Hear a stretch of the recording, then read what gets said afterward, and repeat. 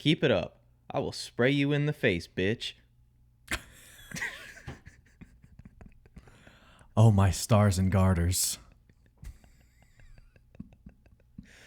Hello, everybody, and welcome to another episode of Franchise Deep Dive with Jake and Josh, the podcast where we dive deep into all of your favorite and least favorite movie franchises. I'm Jake. And I'm Josh. And today we are closing out our little X-Men trilogy franchise deep dive by discussing X-Men: The Last Stand from 2006. Yep, we are wrapping this baby up. And like we've mentioned in previous episodes, this was sort of a precursor to our big 2026 project, which is from here on out for the foreseeable rest of 2026. Every week we are doing an MCU movie from Iron Man all the way leading up to Avengers Doomsday. And as mentioned in the past, the reason that we decided to do the little X-Men trilogy is they released one of the Doomsday trailers and it showcased all of the original X-Men cast. James Marsden, Patrick Stewart, Ian McKellen, and whatnot. So, and I think when they did the chair reveal, even like Alan Cumming and Rebecca, I still don't know how to say her last name, Roman, I don't know. Yeah, I don't know. Mystique, who was not in this movie for very long, and that's Is something I wanna Jennifer talk Lawrence about. also in it? No, I think it's just Okay. the original. I didn't see like the newer X-Men cast, unless I'm I don't know. It was like a 4-hour long video of chairs with names on them. So Yeah. I don't know. Did you catch? We're coming off of a day. We're recording this a day after the Oscars. Did you catch Robert Downey Jr. wearing the all green suit at the Academy? I did. Yep. I really thought nice. that they were. Yeah, I really thought they were gonna do something about like Doomsday or say something or some joke about it, but instead it turned into a Channing Tatum thong joke, which was Where'd that come from? I don't know, but Channing Tatum is also in Doomsday, I believe. Wow. Oh yeah, you haven't seen Deadpool and Wolverine, so you wouldn't even know who he's playing. Yeah. Well, he's no, Gambit. I've seen the clips with Channing Tatum from that. Dude, his accent in that is so funny. Either way, we're already so off track. We're on a little bit of a time crunch today, guys, so we're not gonna mince words too much. So I will read off this IMDb synopsis, give you guys a little bit of the background of this movie, and then we'll just get into this discussion. X-Men 3, The Last Stand. The human government develops a cure for mutations, and Jean Grey becomes a darker, uncontrollable persona called the Phoenix, who allies with Magneto, causing escalation into an all-out battle for the X-Men. That's a bad synopsis. It's messy. IMDb synopsis. Sometimes they're good, and sometimes they're like concise. I guess it's applicable because like this movie Yeah, is it needs to a be. mess. This movie is a mess, and so is the synopsis. Directed by Brett Ratner, who is new to the franchise. I think I mentioned that in the X2 episode. Bryan Singer leaves the project after directing the first two X-Men movies and opts to instead do Superman Returns, which came out the same year as X-Men: The Last Stand. Budget of $210 million, which at the time it was released was the most expensive movie ever made. Box office $460 million and a critical Rotten Tomato score of 56%. I think it has like an IMDb score of 6.6 out of 10. Yeah. Yes, 6.6 out of 10 with 571,000 ratings. Lordy Lord, holy crap. Okay. Yeah, so like we like to do, I'm just curious because I have like a very extensive, not extensive, that's dramatic. I have a pretty deep history with this specific X-Men movie. It was the first X-Men movie that I ever saw as a kid. Again, I talked about it in a previous episode. For some reason, my dad has like no qualms when I was a child about like showing me like a later entry in a series. Like I think I mentioned, he let me watch the Star Wars prequels before the original trilogy. He let me watch this before watching the first two X-Men movies. So he doesn't really care about that. But yeah, this is the first X-Men movie I ever watched. I remember a lot about it as a kid. As a kid, there was certain stuff that scared me. Like as a kid, Juggernaut was terrifying to me. Like, I don't know. I mean, he's kind of a goofball in this Yeah. movie, but I don't know. I think just I got in the headspace of like, oh my god, like you can't stop him. He's just gonna run through you. Did you like Beast? Yeah, Beast was awesome. I loved Beast. I'm glad you went with a Beast quote for your opening Yeah. quote. I enjoyed that. I also read an IMDb trivia fact about that, which was like Brett Ratner, the director, insisted that they keep that quote in the movie. Like he really wanted that line to be in there. But yeah, I mean, I watched this a lot as a kid. I remember having sleepovers with my friends when they would come over and me wanting to actively show them this movie because I thought it was just like awesome. I thought it was so cool, and it was just like one of my favorite movies when I was like really little. So yeah, I as a kid I loved this movie. Either way, I have a lot of memories with it. But I'm starting to wonder if I just have no history with this because I thought I've seen this because I just remember the bathroom scene with the kid in the beginning. oh That's like yeah, all I that's really remember. But yeah. nothing clicked with this movie. So now I don't even know if I've seen the whole thing.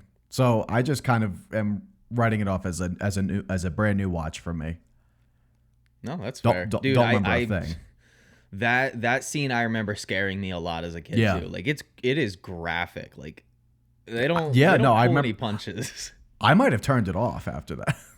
I don't know. Dude, that's fair. The one scene too that really like I don't know because I was just like again I've talked to when we talk about like horror movies on this podcast I always highlight like I was a little bitch as a kid and just everything got to me. I was very squeamish.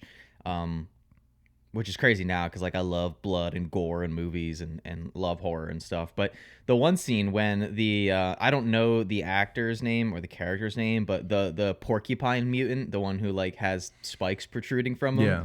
when he hugs the nurse at the facility Alcatraz Island or whatever, and he hugs her and he's like, "Shh, it's gonna be okay," and then he like kills her with his spikes. Yeah, I that's like- remember as a kid skipping that. I would get up and try to skip that scene because it like I Wow. didn't, dude. I hated it. I was like, oh god, that's just ugh. But yeah, no, that's fun. So as a fresh watch, that has me curious. Then if you didn't remember much and this is kind of a new experience for you, what did you think? Coming off of X2, X-Men United, which was a movie that we very much liked and highlighted all the good properties about it and all the good qualities and stuff. How did you feel about X-Men The Last Stand? I don't know. I fell asleep the first watch, so I had to watch it again the next day. Nice. No, it felt like the same thing that happened with Spider-Man 3, honestly. It's like I don't know what it is with these like third entries, and they just feel like they have to like overload it with just so much plot. And this one also though continued the trend of just sidelining a bunch of characters that were much more of a focus in the first X-Men even. So I don't know why I don't know why they hate Cyclops this much, but So they don't hate Cyclops. So I marked it down because I wrote in my notes. What did I? It was I time stamped it just so I could talk about it in this episode. In the span of 50, full spoilers, guys, because this is gonna be like we just talk about the movie, all the ins and outs of it. So spoilers. In the span of 50 minutes, this movie kills Cyclops, kills Professor X, and removes Mystique's powers. In the first 50 minutes, three main characters of the last two movies are no longer present in this. And apparently two of those were scheduling conflicts. The first, James Marsden. James Marsden was, or I guess, gonna have an originally he was gonna have a more prominent role in this movie. Okay. Obviously, he dies within like the first 10 minutes of this movie, and it was because he was in Superman Returns. I believe he plays I don't know if he plays Jimmy Olsen. He might, but yeah, he was good friends with Bryan Singer and decided to go do Superman Returns instead of X-Men 3: The Last Stand. And Rebecca, I don't know why I do this to myself. Mystique's actress, There you go. we'll just call her Rebecca. she also had a scheduling conflict, so that's why she, Oh, within okay. like 30 minutes in this movie, again, a prominent character in the last two movies, takes an anti-mutant cure dart that was meant for Magneto, and Magneto is like, well, sorry, Anyway, better luck next, let's let's turn this way and walk the other way. better luck next time, Mystique, I guess. Yeah, not But see, only did like they sideline. they do, even if it's scheduling conflicts, they don't even give them any attention after they go. So like I No. have to imagine they do hate him. I don't know. I don't know. She has literally been his like right hand man or right hand woman, I guess, for the last two movies, always by his side. Again, takes a dart for him that would have gotten rid of his powers, or I guess cutting to the end of this movie, maybe not. Um, I remember being so hype as a kid at that end scene. I thought it was like the coolest thing Which when one? he's at the chessboard. Okay, not the credits. I didn't know about that until like I was a teenager. Okay. Yeah, this was like before the whole like post credit scene craze of like the MCU. So I didn't like stick around for credits really, and I think I found it years later on YouTube. But I'm glad small you liked the end of this. I I'm don't glad you even enjoyed that. I don't even think adult me hates it. Like, I don't like it. I just don't like it.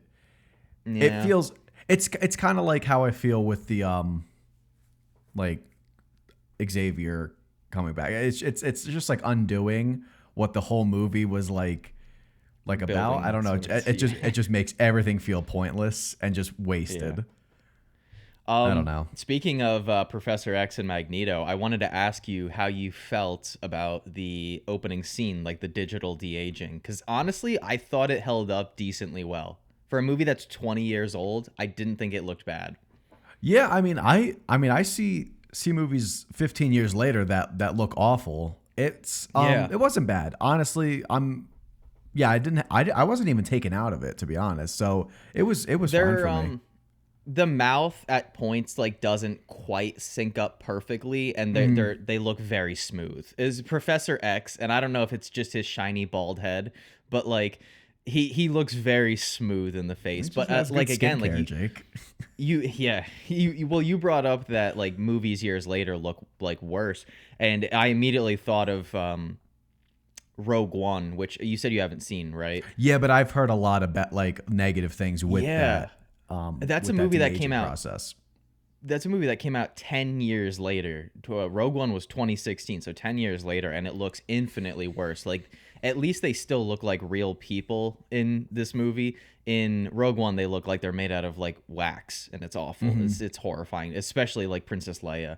But, yeah, no, I thought the digital... And so I did a little research in it, because one of the trivia facts that I had read was that it was the first movie to ever use digital de-aging, and I've seen some contrarian reports that contradict that, which is, like, it's the first one to publicly acknowledge that they used it, but some people have said that Terminator 3, what is that movie? Rise of the Machines, I think it I is. think so, Terminator yeah. 3.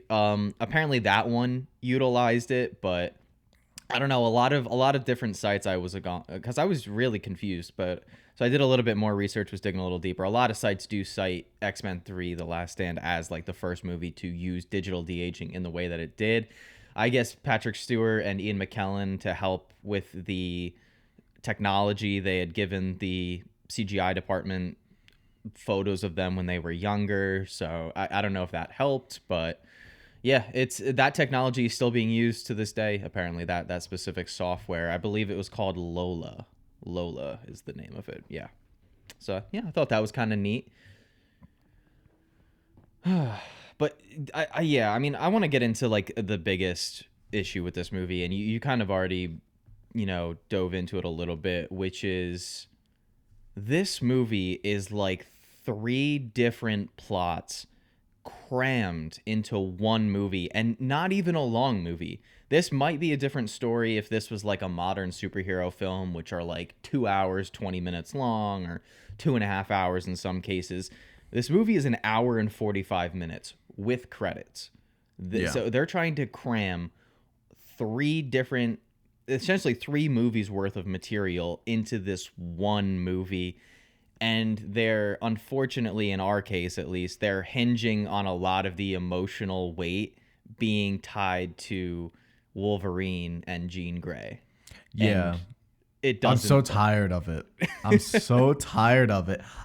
I was trying to, when I was watching, I was like, I have to go back in the first one and just see. I know it doesn't happen, but did Jean Grey ever even give this man an inkling of like love interest? I don't think she does. I really don't think she does. But this man is just head over heels for her all the time, where he's like questioning if he wants to like risk his like devotion to the every other X-Men. Yeah. It's just I don't know, man. It's because she's hot. There's Josh. so much She's hot. attention. Yeah, so is Storm. Okay, just pivot. This is true. Halle Berry almost didn't return for this movie. I guess she was pretty upset over at the last 2 movies of having like no character development. Oh yeah, And, it was a problem I had with her. Which doesn't change in this movie, but I guess she had I guess it was like them promising to feature her more as the leader of the X-Men. I think she had more lines though. She did, and that's because James Marsden has like 4 before he's killed. He has a good scene though. That is a good scene at the lake. Yeah. So I'm glad that they at least gave him something to go out on. I wrote because obviously I have seen this movie multiple times in my life, but I wrote a funny note, which was, oh boy, Scott's in a dark place. I can't wait to see where his character goes from here. I didn't even think he died, honestly. I was like, there's no way, right? Like he's probably just somewhere else and he'll come back. I was really shocked when I just like realized that he's dead. Well, he will come back in Days of Future Past, years and years later. But yeah, no, this movie, it just does I mean, I've had issues with how the previous 2 X-Men movies strip a lot of the personality and color and vibrancy from the X-Men, and that being, a big issue for me is these movies just being afraid to be comic book movies. And I understand that it was just a different time. It was a different place for superhero cinema, which is fine. But this movie does like a huge disservice. The only character who I think really gets their, gets done properly is probably Beast. I think Kelsey Grammer as Beast is maybe one of the most underrated superhero castings. Like, everybody talks about RDJ as Iron Man. Everybody talks about Hugh Jackman as Wolverine and Chris Evans as Captain America. And it's not to say that they're not all great. Ryan Reynolds as Deadpool. Like, I get that. They're all great. But Kelsey Grammer, it just nails Beast. I do wish he was a little bit... Because so recently I've been watching us doing these movies has gotten me like in an X-Men mood, and so I've been rewatching X-Men 97 because it's so good. And like Beast he's smart, he's intelligent, and I was gonna say, isn't he a scientist? Yeah, he is a scientist, and not in this movie. No, he's just he's like a politician. I guess. Yeah, he's just a politician. I guess just in the way he looks and the way he carries himself. But even then, like he should have like more of a jovial personality. He should be a little bit more lighthearted. Like that quote that you said at the beginning, that's probably the closest you get to matching his kind of comic book and animated personality. So I wish there was a little bit more of that, and maybe because Kelsey Grammer is another one who was listed in that chair reveal. And he also comes back for one of the post-credit scenes of one of the Phase 4 movies. I think it was The Marvels. He's in the post-credit scene of The Marvels.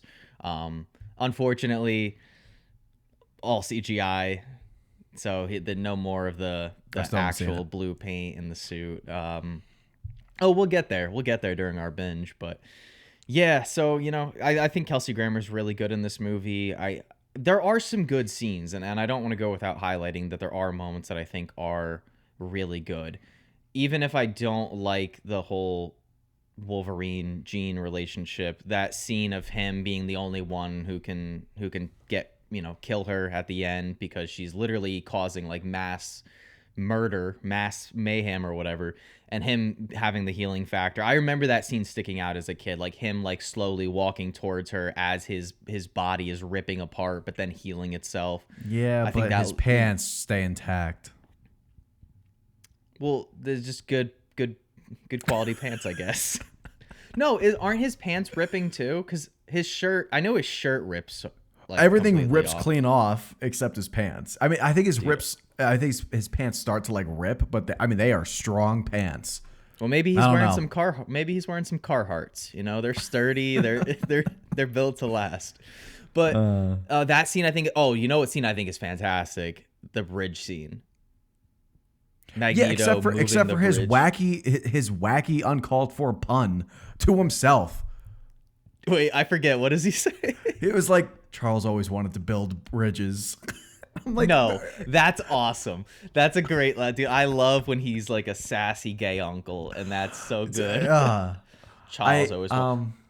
I liked Oh, Pyro way yeah. less in this. Way less. Dude, he's barely utilized. I love his little exchange with Iceman though in the final battle. I've loved that ever since I was a kid. I like that part. Like that was cool. I did think there were some like really fun parts in that final battle. Yeah. But I do like when Iceman and Kitty go on the ice when he like just makes the pond just like an ice rink. It's short though, but I don't know. I thought that was just like, that's a good in a movie that has very little downtime and very little room to breathe because it's trying to do so much, trying to get rid of characters that we know and send them off while also introducing new characters like Beast, like Kitty Pryde. I'm not in love with Elliot Page as Kitty Pryde in this movie. Again, but I think that again it just goes back to them just removing a lot of the spunk from that character. I do like the line where the character is running away from Juggernaut, and that's when you get the whole like the I'm the Juggernaut, bitch. yeah, he stinks, man. when he gets to the room with Kitty and the little kid who they get the mutant cure from, and he says something like, "I'm the wrong guy to play hide and seek with," and she goes, "Who's hiding, dickhead?" It's like yeah, she, that was so awkward. I thought, I don't know. for some reason that line always stuck out to me as a kid. I don't know, but like as an adult I'm like, she clearly, like, it doesn't seem like she wanted to swear in that moment, but like she did anyway. Like she like stutters before she says dickhead. The bridge scene is good. I think the scene where Charles dies is pretty solid. I think that's a decent scene. I don't love the action outside, but I love everything inside the house with like Jean and Charles and Professor X. Yeah, that's pretty good. I think they dropped the ball like killing him off this quick into the movie. Because I think he's always a highlight in these movies, Patrick Stewart. But he is.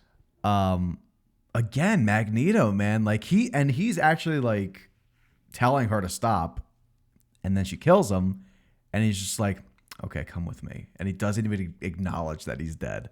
Like there's no emotion. I don't know what that is. I don't know why they keep doing that in this movie, where it's just with Magneto. Yeah. See, I don't agree, because I think he has like a really just like shocked and horrified look on his face, but it's still like he's been in this fight for so long that it's like, all right, I still need to focus on that mission. But then later on, there's a scene between him and Pyro, which I really like. That little exchange where Pyro says something like, "I would have fried the old man myself if you gave me the chance," and Magneto stops him and he's like, basically like, "Shut the fuck up." I think he says something like, Charles Xavier did more for mutant kind than you could ever know, and it's like, oh, like it just like, you know, kind of reinforces that like long running deep history that those characters do have. Yeah, I just wish I felt it in the scene that he dies. I get you have your own mission that you want to accomplish, but I don't know. It feels, now they do a little bit more than they do for, they do a lot more for Xavier than they do for Scott. I mean, Jesus. But yeah, I don't know. It just kind of like throws me off a little bit when, especially when he's showing a little bit more emotion while Gene is like killing him. So I don't know. Yeah. I would just expect a little a second or two of acknowledgement, not just like, okay, come with me. Like, I don't know. And it's like with the stuff with Scott slash Cyclops, it's just, I mean, these movies haven't really done him well at all to begin with, but again, just like rewatching X-Men 97, which I really recommend. It is such a great animated show. It's so, the animation and action in it is like fucking fantastic. But it's just so, and I get it's the scheduling thing, but it's just it's so out of character how they treat him in this movie. Like in X-Men 97, it's I'm gonna loosely spoil the 90s show because it leads into X-Men 97, but it kind of ends with the death of Charles Xavier and the team, and this is after 5 seasons, so you get 5 seasons of like knowing and living with these characters, and Scott is like the one who's trying to lead the team, but him and Jean are about to have a baby. Jean is like 8-9 months pregnant at the time, and they're making these plans to leave, and at the end of the first episode, Magneto shows up, and he reveals that in Charles' will, Charles left the X Mansion and he wanted Magneto to be the leader of the X-Men. And immediately Scott is like, all right, well, nope, fuck that. We're not leaving. I'm keeping my eyes on you. Like, I don't trust you. I'm not leaving you with the team. And that's more of Scott. Like, Scott has been in down places before. Like, they do the X-Men, or I'm sorry, they do the Phoenix and Dark Phoenix saga in the comics, in the show, which I wanted to shout out because at the beginning, the opening scene with Jean, the flashback, I always knew that there was a Stan Lee cameo. He's got the hose. The hose. The lawnmower guy is Chris Claremont, who I brought up in the last couple episodes, because that's like the most I've read of X-Men is the Chris Claremont run, which a lot of the animated show is also based off of. A lot of the popular storylines kind of carry over from his run. But so I thought that was kind of cool. But yeah, there's just with Scott in this movie, like this whole trilogy, like I didn't realize, I think when I was a kid, how bad the character assassination is for Cyclops. Like you always hear people talk about it, but then if you like watch the X-Men show or you read the X-Men comics and you're like, oh, he is like the guy. Like they really give all the character stuff to Wolverine and just leave Scott in the dust, which I think sucks because he is a cool character. He's got a cool power set. Like he's a great leader. Yeah. I mean, yeah, I think you were kind of like saying it. He's pretty bland in the whole trilogy. It's just in the first one that he at least like is given some screen time. And I don't know if that's just I don't think that's an issue with James Marsden, honestly. Maybe it is, but I think he could, like, he's a fine cast for Cyclops. I just don't think he's written that well. But I'm also tired of these love triangles. Now we got one with Iceman, Kitty, and Rogue, and it's just there's already enough main plot happening. Now we got more of this side plot, love triangle stuff that I just don't care about, and I get these scenes where it's like, I don't know if I was dozing off and I just didn't get it, but when Iceman, it's like in the beginning, he comes up to Rogue and he's she's just being like, so she's obviously very upset because she can't have an intimate relationship with her boyfriend, but she's taking it out on him, and he's like, I have not put any pressure on you or anything like that. And then she just responds with, you're a guy and you only have one thing on your mind. And I'm like, I don't know if Iceman does. I think he's probably actually displayed the exact opposite to you. You're just being rude, and you're I don't know. I don't like how they're doing Rogue more. Like she's just unlikable, kind of like in. I hate. That's another character that I feel like gets really poorly handled in this movie. Not just like the way she's acting at the beginning, but like when you're watching this movie, you're really. I mean, that's a scene that I actually do think is great. When they first make the announcement of the mutant cure, Mm-hmm. and you get that little discussion in Xavier's office, and Storm is like, "There's nothing to cure," and Beast makes the very astute point, like, "Hey, it's easy to say that when your power is controlling weather and you look like a normal human. Not Mm-hmm. everybody like can fit in as easy as you can." And I just thought that was like a nice discussion, because it's like, oh yeah, like there are mutants. Like, yeah, if I was Toad, I'd probably want the mutant cure. If I was like, Kitty Pryde and could run through walls, I'd probably keep those powers. So I Yeah. think it's just an interesting discussion to have when the mutant cure is introduced. Yeah, and I think But that if they just stuck with that as just the main center point, save Phoenix for another time, because not yeah. only can you not, you could probably stretch that into like a two-part movie. I don't know, like the whole Dark Phoenix saga. But not Oh, only is she absolutely, crammed yeah. into a movie, she's just like a beelined behind this like main cure plot, and it just you have some interesting stuff with the cure. I think you could have actually had a pretty decent movie if you just had that as the main driving focus of the Hmm. movie. I don't know, but Because then I think the rogue stuff works a little better and doesn't feel as much like a distraction, right, or kind of thrown to the yeah, side plot. Because like, and that was always a part of the plan, I guess they always wanted a love triangle in this movie, because, well, you got rid of, we can't have Cyclops, Jean, and Wolverine, so we need one. The original plan was to do Iceman, Rogue, and introduce Gambit into the story, who Rogue has like an on and off again relationship with, in the comics and animated series.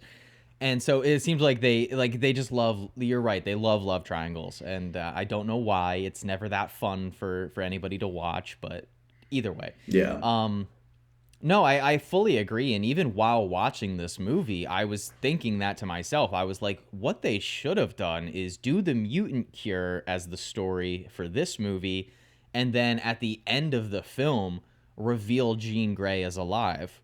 And then, you could still you can have the mutant cure and then still have Magneto be the main villain. Like, obviously that goes completely against what he wants, and it would bring an interesting conflict ahead, because he's that kind of proves his point, like, oh, they're making weapons to cure us.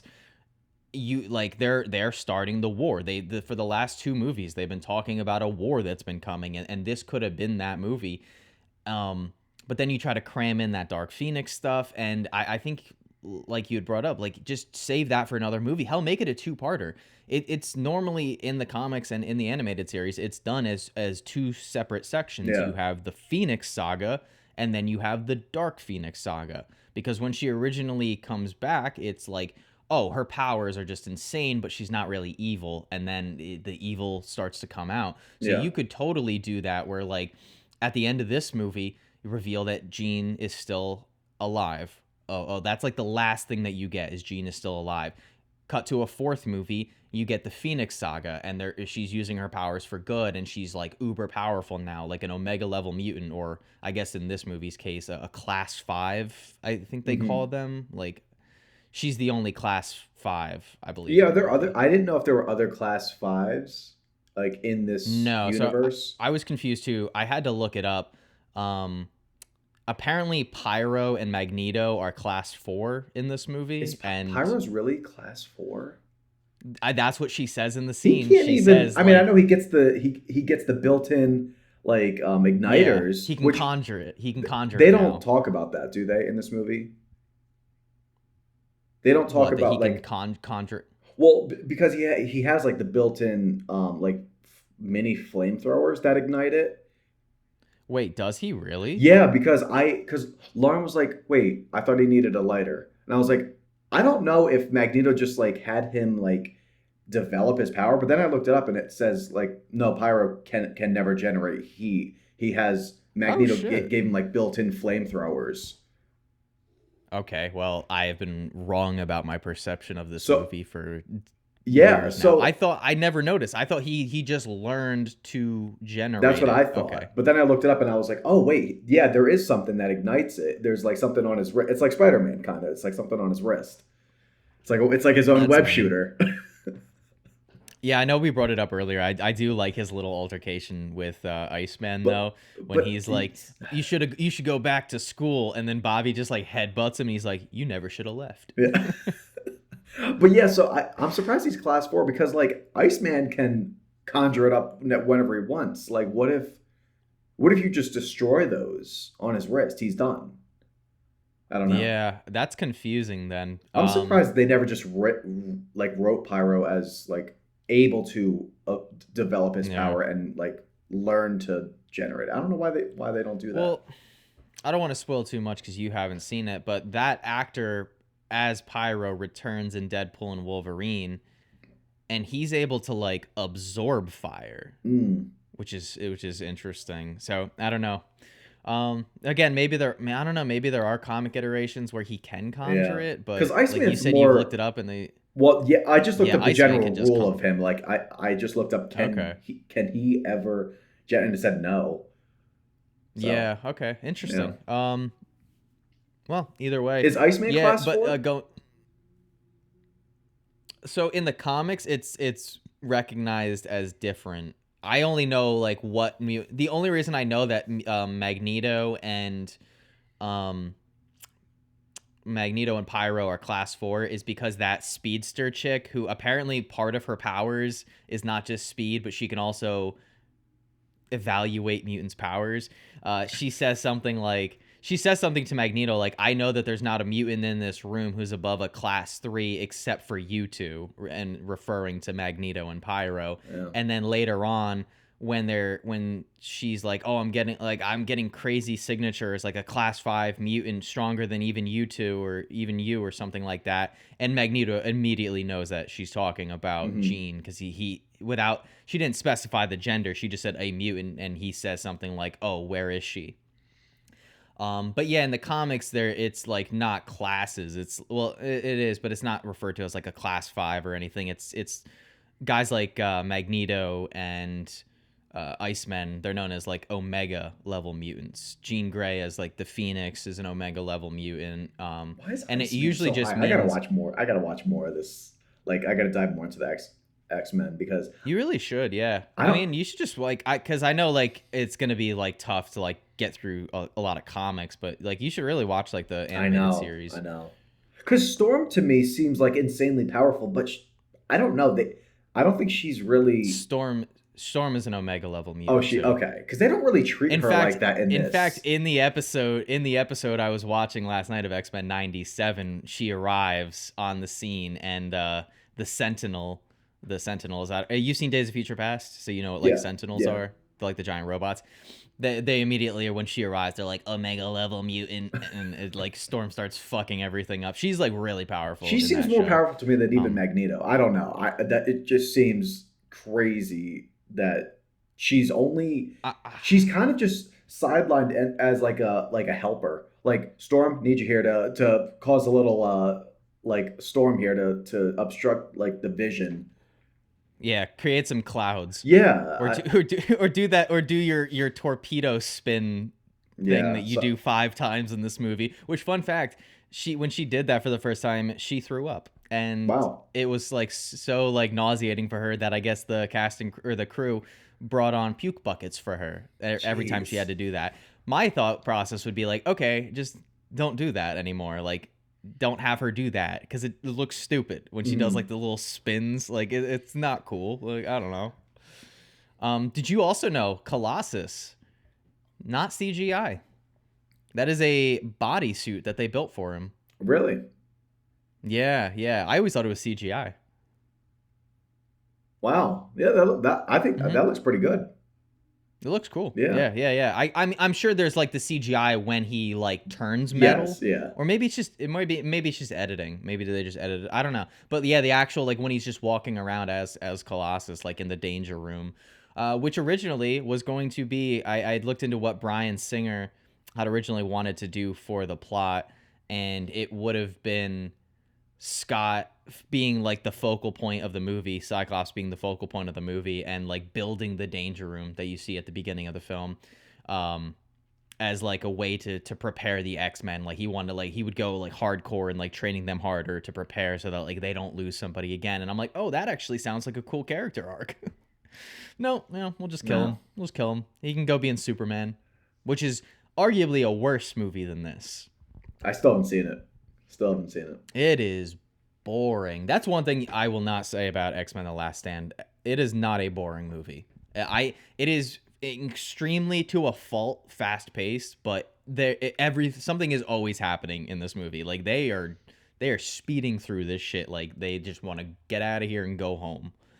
I think my favorite part, and it's kind of like a dumb part, so it's not actually my favorite part, but it's all dumb. It's when Magneto's on the highway. His dumb fucking faces that he's making when he's like moving the cars and the trucks, dude. I don't know if he just like was just fucking around having fun and they just kept it, but he's making so many stupid faces when he's like doing like each shot he's doing something different. Dude, it's in all of these movies. Every time like something strenuous or he's using his powers in a certain way, and when they do like a close-up shot of his face, he's always goofy looking. Like even when Beast stabs him with the cure in this movie, his face is like ah. It's like it's so goofy. And I love Ian McKellen. Like I love Ian McKellen. I mean, he's so good in Lord of the Rings. He's great as Magneto. I'm excited to see how he is in, though I do have to, like, I am, like, curious, because have you heard the story about Ian McKellen on the set of The Hobbit? Like, the whole green screen making him break down in tears. Ian, buddy, pal, Avengers Doomsday, if you're going to be in it, like, it's going to be a lot of green screens, buddy. Like, you may not ever set on an actual, like, you may not set foot on an actual real set. You are going to be caked in green all around you. Oh, man. I wonder what that's actually like. I wonder how hard that is. Probably I just think about, like obviously real set, but I like to think back to, like, when we were talking about, like, Harry Potter, like, Daniel Radcliffe acting with, like, a stick with a tennis ball on the end of it that's supposed to be Dobby. You know, like he's just like, like that's just tough. How do you not break every time? I just don't see how it's fun. Like even at least in like looking back to like the early 80s, 1980, Empire Strikes Back, at least Mark Hamill is acting next to a puppet. At least there's something that he can look at and like visualize and be like, this is what the thing I'm supposed to be talking to is going to look like in the final product. Like that's, like it's probably hard. Like you're trying to act off what's supposed to be like this wise old master Jedi. And then you got like Frank Oz with its like hand up its ass, like working it like a puppet. Like, but a tennis ball? Like, yeah, like a fucking tennis ball. Or like any of these movies where they're like, you're fighting like a giant CGI creature, like, it's got to be tough to just imagine a giant dragon there. Like how, like, I don't know. Yeah. Like in Jurassic Park, that was an actual T-Rex that slammed down on those kids and you can see the real fear on their face, you know? Oh, this is a little juvenile, but the scene with Wolverine and Jean Grey when they first bring her back to the X-Mansion, she's in those what about black shorts. I remember 11-year-old Jake getting real riled up by that scene. not by Mystique. I had such a crush. Oh well, yeah. Mystique. Oh yeah, you don't like when she becomes human, actually. Yeah, I prefer when she's blue. I don't know. I'm just weird like that. No, but even as a kid, I remember like when she like loses her powers, and I'm like, naked chick. Like, cause like you guys got to understand, like if you're younger and listening to this, like if you're like 20, 21, I don't know our age demographic and I don't care to look it up, but you didn't have access to internet porn. Like, you know, you couldn't just look this stuff up. It wasn't readily available. So you had to look to movies for the slightest bit of nudity. And you don't even see anything on Mystique. Like you don't see anything. Oh, the rest like, is just imagination. Covered. Yeah, that's the thing. Kids these days, they don't have imagination. Everything is just given to them. I just sound like an old man yelling at a tree right now. But yeah, so oh, I wrote in my notes, why does he love her? And I assume that has to be about Wolverine. Yeah, Because three yeah. movies in and I'm still confused. Oh, dude, the nostalgia hit so hard. And again, I'm pretty immune to nostalgia, but for some reason, these X-Men movies are just like hitting that You're like immune to inside of it? me. Pretty much, Really? like I grew up on the Star Wars prequels, and I fucking hate those movies. Like there's thing like Spider-Man 3, loved as a kid. Now, yeah, it's a bad movie. Like it sucks. Wow. Like, but for something, maybe it's because I watched these X-Men movies so young, but like Horns guy, I don't know his real name, but I just call him Horns guy. When Wolverine is in the woods Yeah. and he's like running at him and he's just throwing the horns at Wolverine and he just keeps like making Dude, him from his like arm or the whatever. rip sounds of it. It sounds Yeah. I love speaking of mutants in this movie, I love Wolverine when he's like fighting that guy in the final battle and he's cutting off his limbs Yeah. and he keeps growing them back and he just kicks him in the nuts. Grow those back. Yeah. Well, you really don't get hit with like nostalgia like that. I do a lot, and I Not kind of hate it particularly. sometimes. I don't want to say immune, like it obviously, like I'm talking about how it's impacting me now. I just, for the most part, I'm able to overlook nostalgia. Like if something's really bad, like I'm like, yeah, it just Oh, is it doesn't, just like music because it probably hits me. Are you just talking about when you watch something that you know is bad, you don't excuse it for? Or is that just what you're talking about, or like? Because I'd say, I'm just saying yeah. I'm thinking you mean you don't like get affected by nostalgia in the sense of like you don't get in moods where you want to be nostalgic and watch movies that you remember as a kid. No. I get in moods where I want to watch some nostalgic stuff, but like in the sense of like, there's some people who like, they'll put like certain movies as their favorite movies of all time, and it's usually because they watched them as a kid. I get it though, like, because yeah, I don't know. I just watched. I mean, you know me. I love. Like I just watched Spider-Man 3 a couple days ago. I just watched the whole trilogy, yeah. and I don't think it's good, but I absolutely love it. But you love it too, I think. Like you still like watching it. I thought. I enjoy it because it's like funny bad, Yeah. like Spider-Man 3. I just not that I think but Matilda, like, not that I think Matilda's bad, but I just watched Matilda. I don't know why I watch these movies so randomly. I randomly will think about it and Never I'll see seen what it. how what? Never seen Matilda. I don't believe you. Yeah, I don't no, I believe haven't. you. Really? I know there's like there's like a little girl in it. Would she have powers or something? Yeah, Danny DeVito. You don't remember him? No, but He directed I know it. Danny DeVito in one. What? Really? Oh yeah, he directed it. Yeah. What's that? What's that drill sergeant movie with Damon Wayans? What's that called? I think I know what you're talking about. I don't know though. I don't know. Oh, I can't remember it. But either way, did you know that fucking Nick Castle directed that? Like the guy who plays No. Michael Myers. No, that's in weird. Halloween. That's weird. Yeah, I found that out recently, so that threw me for a loop. But yeah, I mean, I'm looking through my notes. Yeah, we'll have to talk about this No, topic. I wrote off that on the side here. I wrote that quote that you said that you didn't like. Charles always wanted to build bridges. Oh my god, yeah, it's silly. It's silly. Did you again, I had a few drinks while watching this movie. Did you feel like the climax was like really rushed though?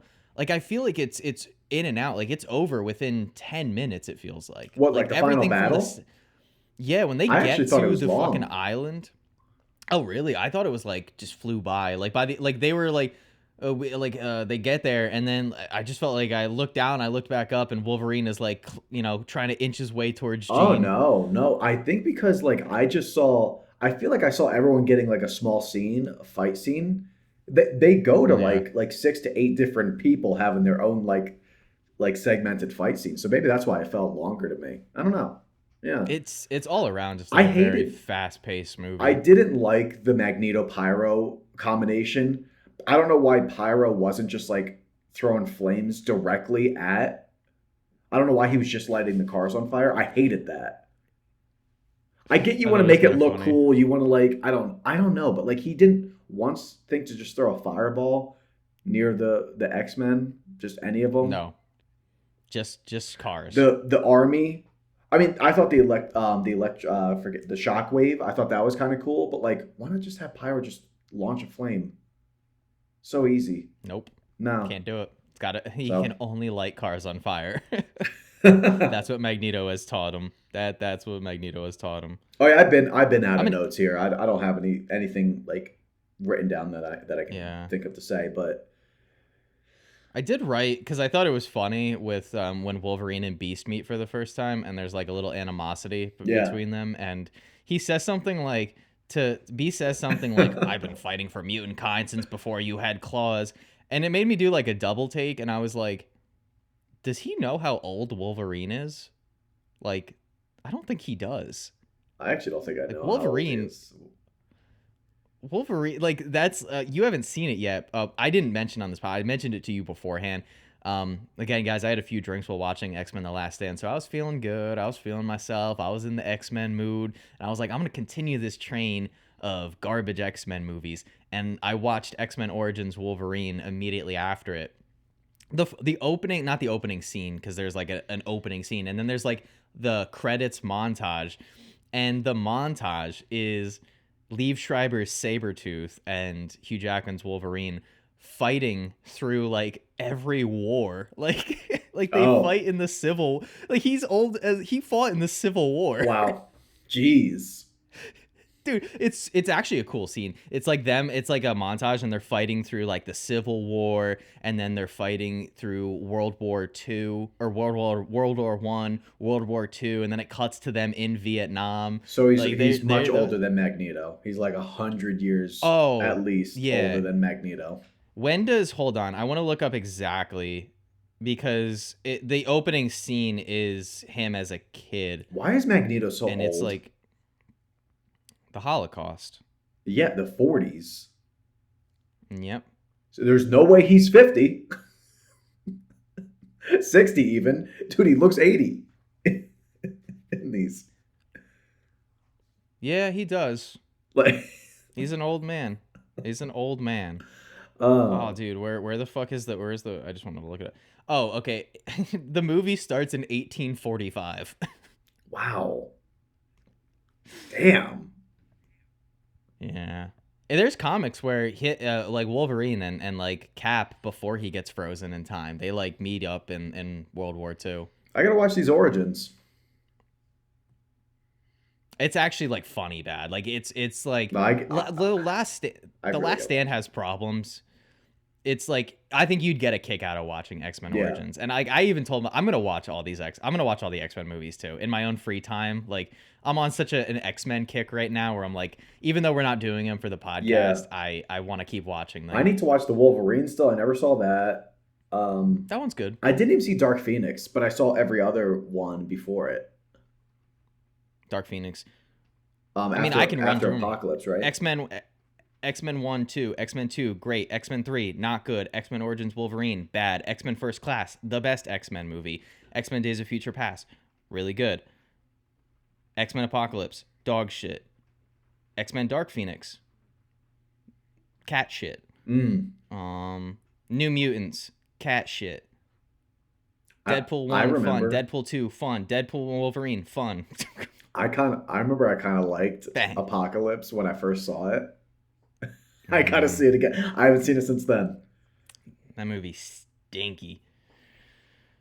But yeah, I mean, I'm kind of out of my notes. I feel like we talked about, the good and the bad of this movie. It is, I will say, this movie was not as bad as I had remembered. I hadn't seen this movie in quite a few years, and I kind of held it in my memory as something that was like pretty terrible. And it's not terrible. It's just, it's very similar to Spider-Man 3. It's not a terrible movie. It's just a mess. And in terms of quality, it's not as good as the previous two. I'm going to go out on a limb, though, and say worse movie, but this is more entertaining than the first X-Men movie. Like, on just an entertainment level, and it's probably because they cram so much shit into the movie, and there's some really funny shit. X-Men 1 is a more consistent movie in quality, but this is more fun. That's fair. That's definitely fair. Yeah. I don't think this is good. I didn't really know how bad people thought it was going into it, so I don't. Yeah. until like after I watched it, and I was like kind of like seeing the. A lot of people really hate this movie, like really hate it. There are worse X-Men movies. Like this, I don't even know if I'd put this bottom 5. Wow. It's better than Apocalypse. It's better than Dark Phoenix. It's better than Origins. It's better than New Mutants. So it might be like the 5th worst. Is it better than Wolverine? But there's the Wolverine or X-Men Origins Wolverine? The Wolverine. No, the Wolverine is pretty good. Okay.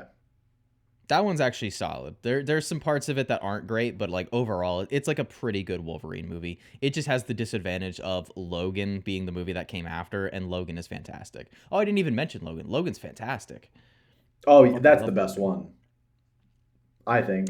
It's the best movie way. featuring an X-Men character, but it is not the best X-Men movie. Yeah, that makes sense. Best movie in that universe. Yes. Yeah. Yes, I can agree with that. Yeah, that's a great one. All right, guys. Well, should we give our scores and then? Yeah, I'm ready. Yada yada. I'll let you go first since I did it last time. I think you went first. I'm gonna give X-Men: The Last Stand 4.5 out of 10. Yep, I saw that coming. So not good. Yeah, I'm not gonna go a clean score here. I'm gonna go a little decimal action. So I'm gonna go with a 4.3. I was thinking about a 4.5, but I was like, I think Jake's gonna do a 4.5, so I'll just go a little lower. I'm glad because I listened to I think we gave X-Men 1 and 2 the same score. I think a 6 and a 7, so, right? Yeah. Yeah. This is Did I give it a 7 or did we do 7.5 for X2? I gave it a 7. I don't think it's 7.5. Wait, was it a 7.5? I can't remember. No, it was a 7. It was 7, for me at least.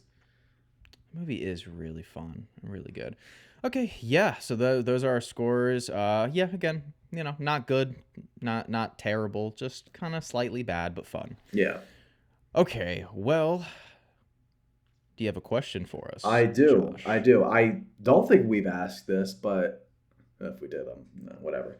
But in light of X-Men, if you could decide a power, did we do this? No, I don't think so. Okay. If you were to pick a power from the X-Men catalog, what are you picking?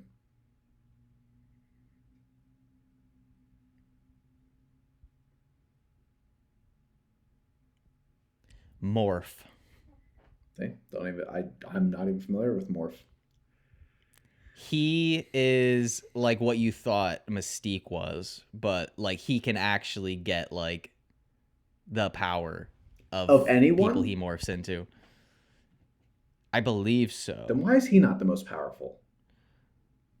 I think too there is like a learning curve with powers. Like like he maybe can hold on. I want to make sure I'm correct on this. Okay, so it says he can copy powers. This is what I thought. He can copy powers but with limitations. So it's not like he can probably do what Magneto can do, but not to Magneto's level. Are you sure you still want to pick that? I would want yes, morph, because then I can do anything. I can fly. I can. But your flying ability is probably very limited. No, because this is good too. This is good too because in one of the recent X-Men 97 episodes I watched, their plane gets blown up and he turns into Angel and he can fly. So, and he seemed pretty confident at it. So I'm gonna take Morph's powers. That's such a cheap shot. I don't like it. If I can't do Morph, I'm gonna do Iceman's powers. Yeah, Iceman's cool. I like Iceman. I'm probably gonna regret picking this guy, because I think he's pretty limited than the power itself in like normally. But I'm picking Nightcrawler's power. I'm picking teleportation. I think. Now, nice. I don't know if I have to be in the place to teleport. I don't know if I pick that. Oh, am I limited to like I can only teleport? Because he kind of only teleports very like small proximities. I feel like. Yeah, he can't like teleport across the globe. See, that stinks. Now I kind of regret it. I see when I think of teleportation, I think I could just go wherever the hell I want. Like that movie Jumper. Yeah, Hayden Christensen. I'm picking it still because I'm just gonna believe that I can do that. So we'll see when I get the power if I can. Would have been cool to have Nightcrawler in X-Men: The Last Stand. Yeah. Someone has his power in the movie. It's very quick in the battle. Someone teleports and it looks kind of like him. I don't know if you caught that. I did. There's also a character that looks like Toad, and I had to look up if it was Toad, and apparently it's just another differently named reptilian-like Nice. X-Men character. Nice. So that's fun. All right, guys. Well, thank you for listening. I hope you enjoyed this episode and also just listening to us talk about all three of the original X-Men movies. Shout out to our boy Lloyd. We've been kind of talking a little bit on Instagram here and there. He was very excited for our X-Men series, so hopefully he enjoyed listening to us talk about them. And any of you other guys, like I said, definitely leave a comment on our YouTube channel or on Spotify. We upload to Spotify, Apple Podcasts, and then on my YouTube channel, Former Film Student, where I post other movie and TV related content. Haven't been posting as much as I would like to. Warm weather is coming, and I always post more when there's warm weather because I feel better about myself and life. So I'm with you. I'm with you. Yeah. No reason to recommend the next episode since we've already talked about it multiple times, but one last time. We're kicking off our MCU binge leading all the way up to Doomsday, so we are going all the way back to 2008 and starting with the original Iron Man starring Robert Downey Jr., directed by Jon Favreau. So stay tuned for that next week. I might be more excited than Jake is. I don't know. I can't tell. But yeah, so again, as always, head on over to Instagram or TikTok at Franchise Deep Dive. Check out all the shorts that we put out there and upcoming episodes. Feel free to interact with all the activity, like, comment, follow. We appreciate whatever you dish out for us. But that's about it. Yes, sir. All right, guys. Well, again, one last time, thank you for listening to us over at Franchise Deep Dive. We will catch you on the next episode. Goodbye. Later, guys.